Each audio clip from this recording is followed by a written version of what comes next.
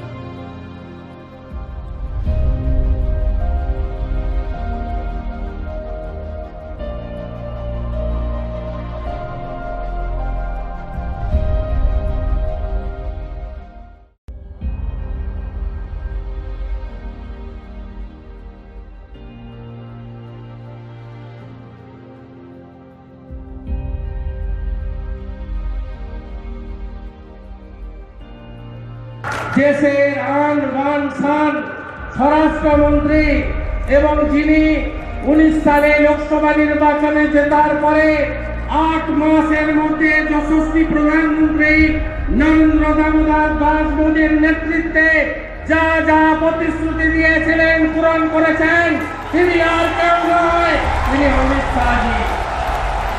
Shahji.